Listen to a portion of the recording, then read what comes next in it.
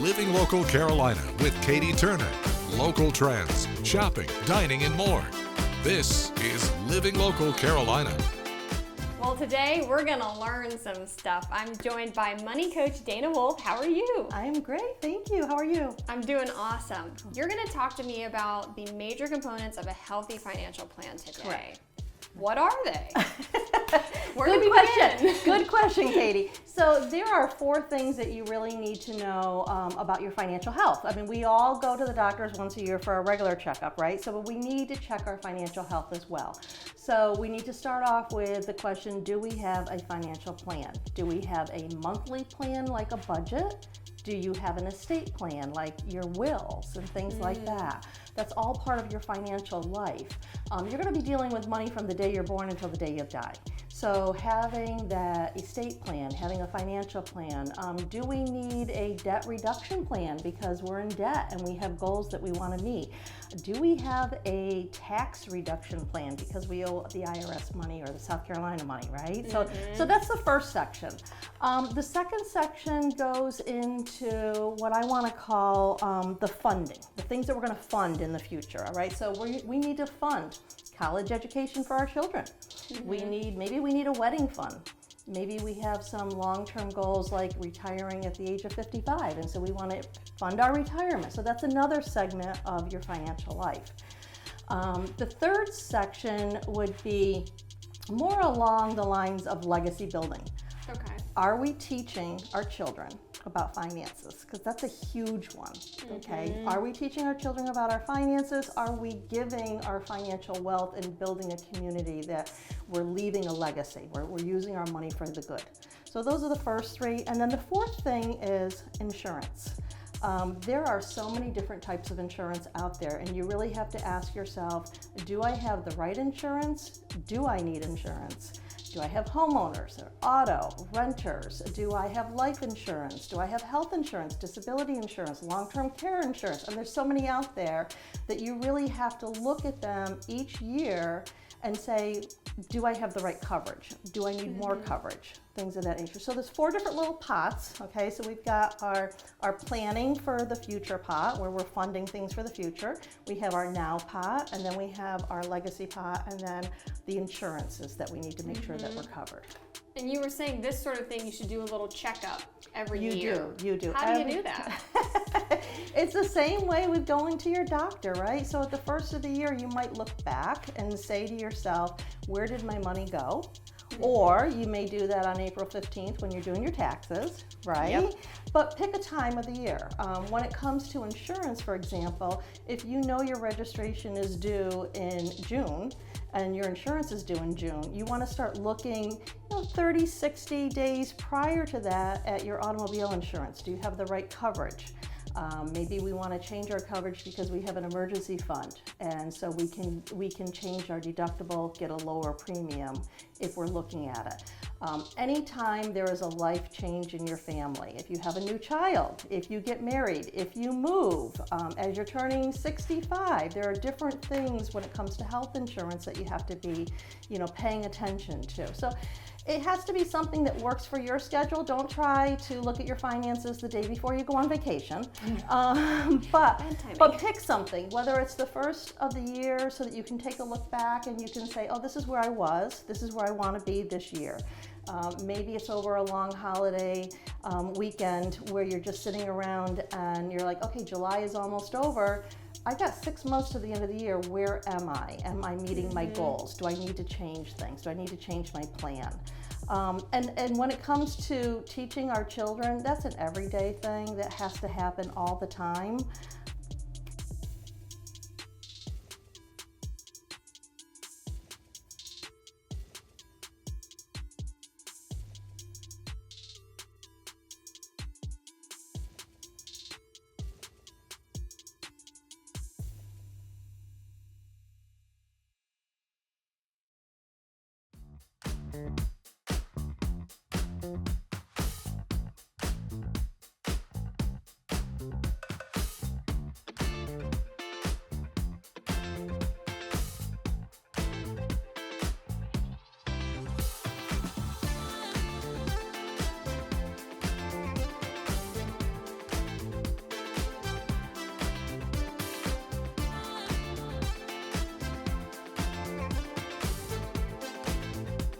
We'll be back right after this break with more Living Local Carolina.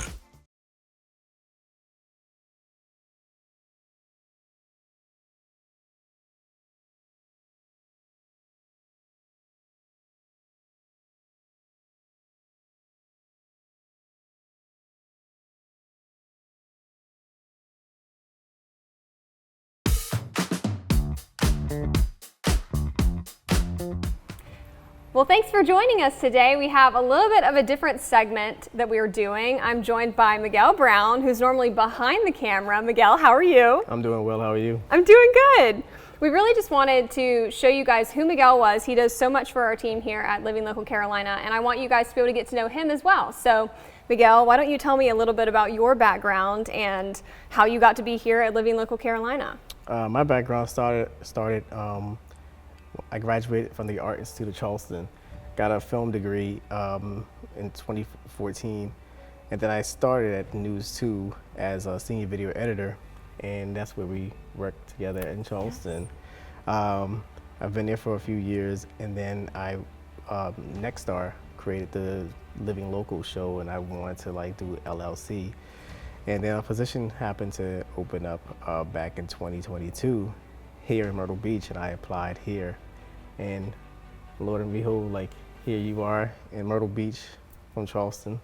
Who would have thought? Exactly. Well, tell me, what is it about the job that you enjoy most? The most I enjoy about this job is the creativity, because with news, there's no creativity. There's straight hard edits or quick shoots. You're trying to get things out as fast as you possibly can. Yeah, and it's a lot. LLC is a lot more funner than the happy news versus the sad news that everybody pretty much hates. True. Yeah. For those who maybe don't know, why don't you talk a little bit about your job and what it entails on a daily basis? So my job entails, as obviously I'm behind the scenes, setting up the camera, making sure that everything is lit properly, making sure that the guests and even Katie is mic'd properly, checking the levels of the audio, bringing the footage back to the station, ingesting everything for Katie to also edit, and also for myself, depending on the projects. We divide the projects up together. We're a two-man band. Yes. And I actually edit the shows, put the shows together. I kind of give her a little more editing because she loves to edit. I do. And I love to edit too, but it's definitely great. And you also have been doing a little bit more of the producing aspect of this job. You actually look for segments, you're going out in the community, you're making the calls and finding people to come on the show. So what has that been like, kind of expanding your role over the last year? Expanding my role has been, great. I actually enjoyed calling folks and saying, hey, would you like to do LLC for your nonprofit? And a lot of people either get nervous or they're super excited, and it's great to give a lot of folks that type of exposure. Definitely. Mm-hmm. You've been able to see quite a bit over the last year. Lots of different segments, lots of different businesses. You've gotten to meet a ton of people. Is there anything that stood out to you? One of the fun things was the Low Country Flying Club. I never thought I was really that much afraid of heights until we hopped into the small plane. I hopped into the small plane and getting shots of us flying around the Myrtle Beach area. But it was different, very different from being in a very large commercial plane versus to a private. Our plane was behind another plane and feeling that jet engine just causing the plane to jump, and I'm freaking out. Even though you can't see it on camera, I'm behind the scenes freaking out with the camera. I can't look down. You're keeping it steady though. Keeping it steady. The best you can. The best I can until the shaking of the plane stopped, and I was like, I can actually film now. Yeah, I will not be going in the air anytime soon. I'm glad that Miguel was able to do that, but I'm gonna have to hard pass on that. You also got to meet Mr. Thomas, the stick man. We got to do a segment with him. He was absolutely wonderful. And it's being able to highlight people like that I think really, really make this job so special.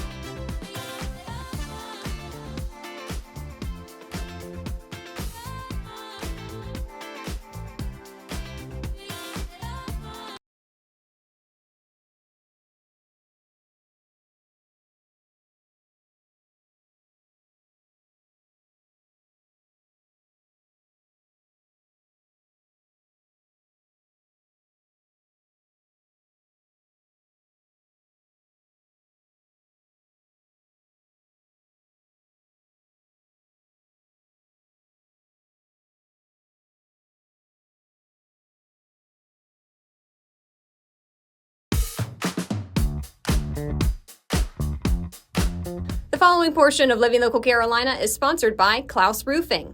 Welcome back to Living Local Carolina, everyone. Today I am at Klaus Roofing and I'm joined by Matthew. How are you doing? I'm doing really great. Thanks so much for stopping by. We have something exciting to talk about today. Absolutely. So, South Carolina Safe Home. All right, so if you are in the market for a new roof, this might be the best time for people to get it, right? Absolutely. So twice a year in December and January, and then June, July, about every 6 months, a grant program opens in South Carolina called South Carolina Safe Home.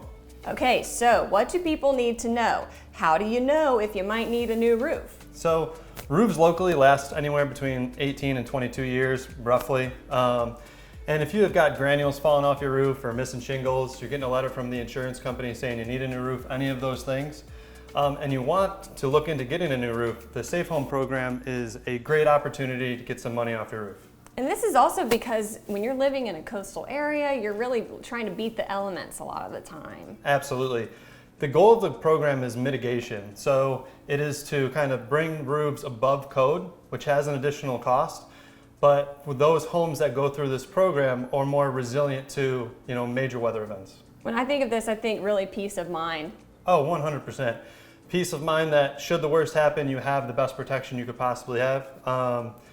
And isn't that what we all would like? Exactly. But again, this is sort of a big expense for people. So this is one of those ways that you can kind of mitigate costs. So how much do people get off of roofs? So the program is for single family dwellings. Okay.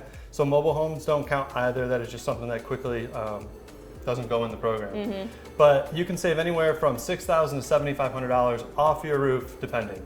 And it doesn't matter how much money you make? Nope, there's no income requirement. You can't make too much or too little. All right, that is great news. So how does the process work if somebody is interested in applying? If you're interested in applying, just Google SC Safe Home and you'll see mitigation link. It's one of the first 2 links there. And then you just read their homepage. There's a section that says sign up. So you select that section, you'll put in your information, and when the grant is about to open again, they'll contact you.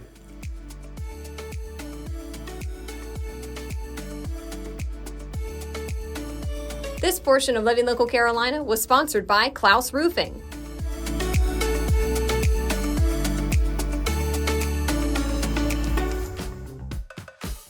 The following portion of Living Local Carolina is sponsored by Alcon. Welcome back to Living Local Carolina. Today I'm joined by Dr. Janelle L. Davidson. Now we're seeing that more Gen Z people are needing glasses, and it might have to do with some screen time, right? Yeah, so this is back to school time is a great time to start that annual eye exam. And so we know increased time on screens, whether it's in the classroom or outside the classroom, can impact your child's vision. So I recommend your kids get an eye exam once a year because something could have changed since their previous exam. There's been some studies that have shown when kids start school with updated glasses or contact lens prescriptions, they have a significant improvement in their reading and math scores. So we want to set our kids up for success. I have 2 Gen Z kids at home myself. So I want to make sure that they're seeing clearly, confidently, and comfortably throughout the school year. So once a year and back to school time is a great time to pencil in that eye exam. Gotcha. But maybe you see some signs throughout the year that your Gen Zer needs to go to the eye doctor. So what could some of those symptoms be? So if your child is squinting, if your child complains that they're having difficulty seeing, if your child fails their pediatric screening, if you're lucky, a lot of times their kids may pass all of those things or may never complain. So I just recommend once a year, just like you do your annual health check, just to get an annual updated eye exam. And when it comes to eye strain and looking at screens for too long, do you have any recommendations for people? So yes, I get this question a lot in the exam room. We do know time at a device can impact the comfort of our eyes. It may lead to increased symptoms of dry eye. So I recommend that your patients or my patients take a break every 20 minutes, look 20 feet away for 20 seconds. Then also, if patients wear contact lenses while they're on a computer, it's important that they're fit with new technologies that take into account this digital world that we live in. There are contact lenses that have water innovations that allow more water to the front surface of the eye to help keep them comfortable when they're having reduced blinks at the computer. I gotcha. Well, is there anything else that you think people should know heading into the school year? So yes, they can visit precision.myalcon.com to learn about these new technology contact lenses. This portion of Living Local Carolina was sponsored by Alcon.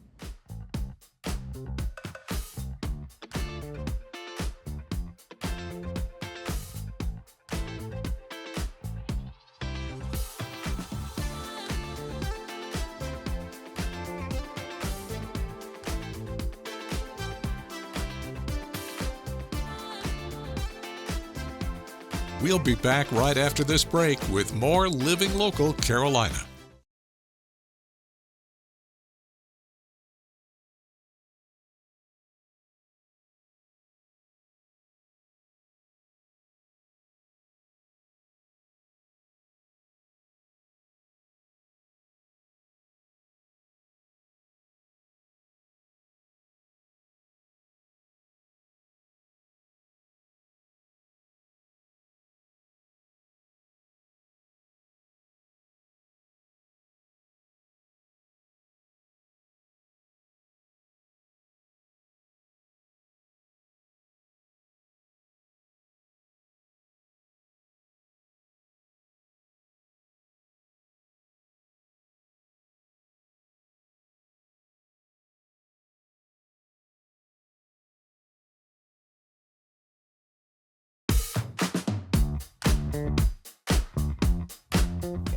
Well, today I'm so excited because I'm getting to sit down with Joyce from the Naomi Project. You are the founder and the executive director.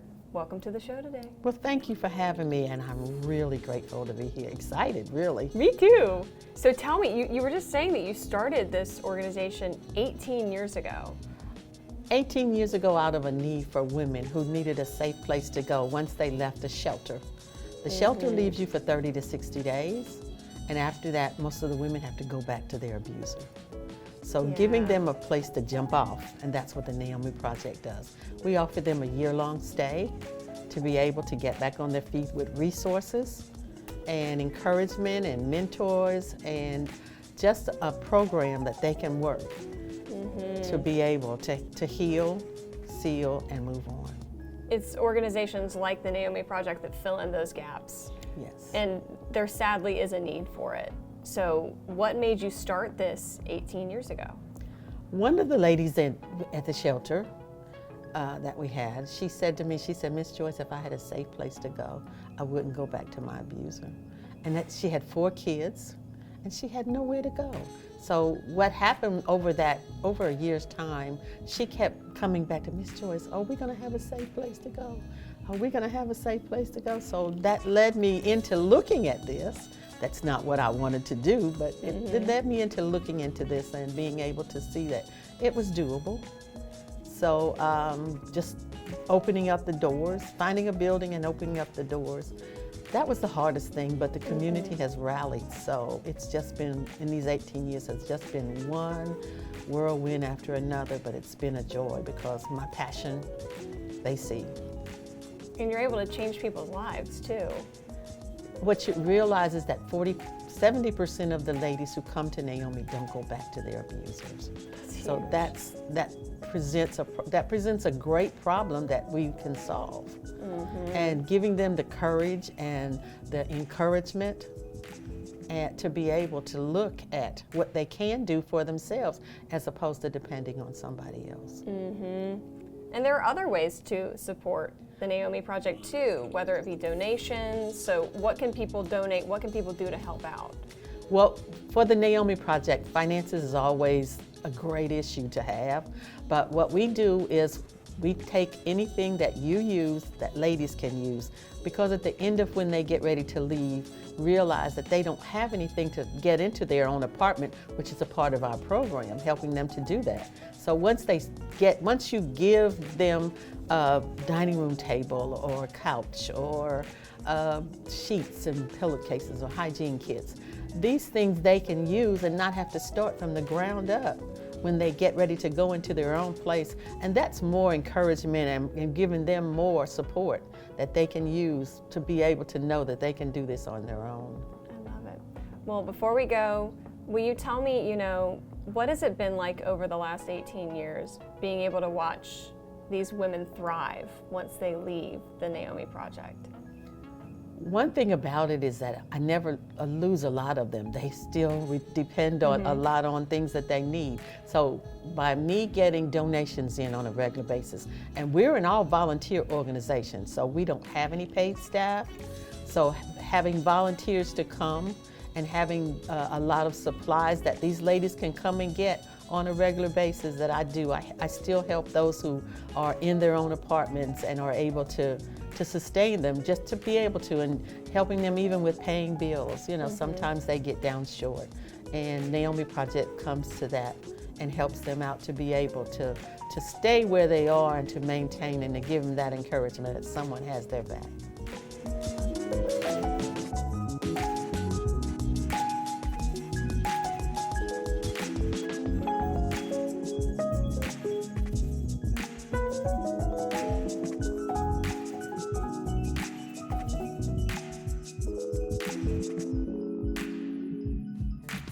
Don't forget to like our page on Facebook and follow us on Instagram and Twitter. How to use the QR code. Just open the camera app on your smartphone, iPad, or tablet. Point your device at the QR code so the QR code appears on your screen. Your device will recognize the QR code and show you a notification. Click that notification and you'll come to our website.